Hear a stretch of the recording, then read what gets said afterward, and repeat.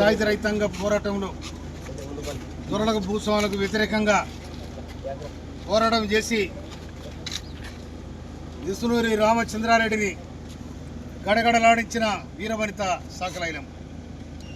సాకలైలమ్మ సాకలి కావచ్చు, కానీ ఈ రజాకారులకు దొరలకు దేశముఖులకు నిద్రపట్ట కూడా చేసిన ఆమె మా పోరాట యోధురాలు.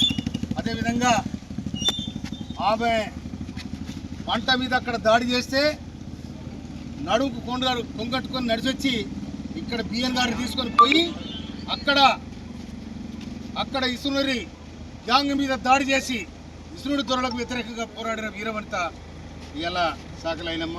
ఒక పేద కుటుంబంలో పుట్టి ఒక బీద కుటుంబంలో పుట్టి ఈ సమాజానికి బట్టలు ఆనాడు సాగరులు మంగళులు కుమ్మరులు మాదిగోళ్ళు వీళ్ళందరూ కూడా ఎటు చేసేవాళ్ళు. ఆ కుటుంబంలో పుట్టిన సాకలైలమ్మ ఇవాళ తెలంగాణ పోరాటం వచ్చింది కాబట్టి సాకలైలమ్మ బయటకు వచ్చింది. తెలంగాణ పోరాటం బయటకు వచ్చింది కాబట్టి ఇవాళ దొడ్డి కుమ్మరయ్య బయటకు వచ్చింది. తెలంగాణ పోరాటం వచ్చింది కాబట్టి ఇవాళ మారోజు ఈరణ బయటకు వచ్చింది. వీళ్ళందరూ కూడా వీరుడు ఈ గడ్డ మీద ఒకనాడు కూడా సాకలైలమ్మ కానీ తర్వాత మన దొడ్డి కుమ్మరయ్య కానీ ఇదే నల్లగొండ జిల్లా చెందిన వాళ్ళు. అందుకనే వీరుల కన్నగడ్డ నల్లగొండ జిల్లా.